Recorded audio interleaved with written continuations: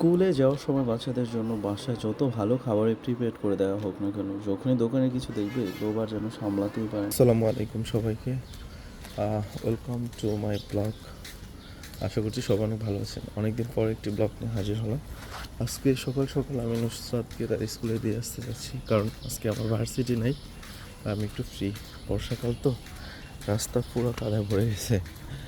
যাই হোক, তো আসলে আমরা যখন ছোট ছিলাম তখন আমাদের এত খাবার দাবার স্কুলে নিয়ে যেতে হতো না।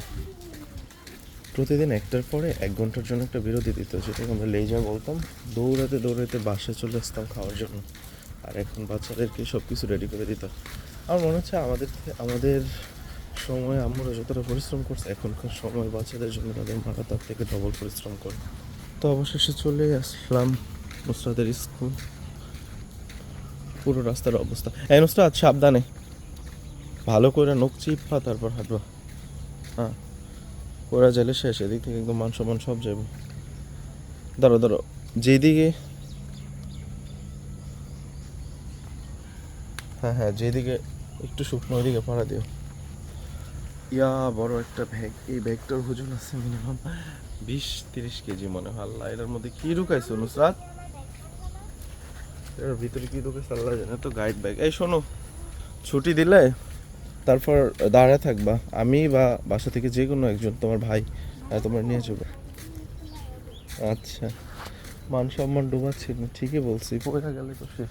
কি অবস্থা, ফেক পুরো রাস্তায়। তো সকালে মাত্র ঘুম থেকে উঠলাম, ঘুম ঘুম চোখে,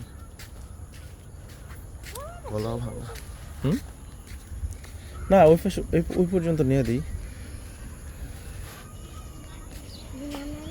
দেখতে দেখতে চলে আসলাম একেবারে স্কুলের মাঠের কাছে। হ্যাঁ, না বুঝতেছি না তোমার কথা। যাইতে পারবা মাঠ দিয়া? হ্যাঁ,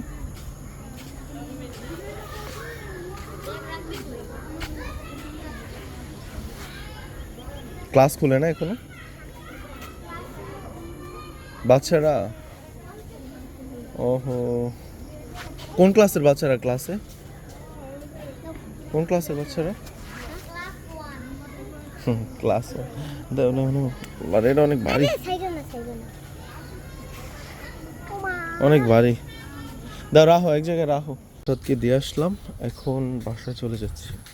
আসলে এখানকার রাস্তার অবস্থা খুবই খারাপ, এই রাস্তাটা পরিবর্তন করা উচিত। মানে একটা কথা কি, আমরা এই সাভার এসে যা দেখলাম, আমাদের গ্রাম অনেক ভালো আছে।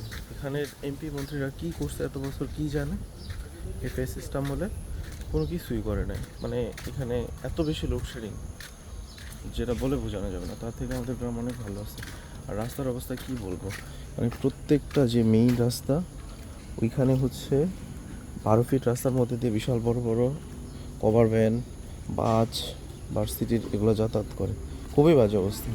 জায়গার এমপি মন্ত্রীরাই খাইছে, আমাদের এলাকারগুলো খাইছে। আমাদের আসনে যেগুলো ছিল, এলাকায় না আসলে আমাদের জেলারগুলো, যে আমাদের ওই আসনে ছিল। কিন্তু কিছু একটা করছে ভাই, এইগুলা এইখানকারগুলো কিছুই করে না, কোনো কিছুই ডেভেলপ করে না। খুবই বাজে অবস্থা আর কি। যাই হোক, কী আর করার। তো আমি অবশেষে চলে আসলাম আমার বাসা। কী বলছে আমি নিজেও জানি না ভিডিওর মধ্যে। ঘুম ঘুম চোখে, আসলে সত্যি ঘুম ঘুম। তো ভোরবেলা উঠছে আবার। তো এই তো শুধু প্যাক আর প্যাক।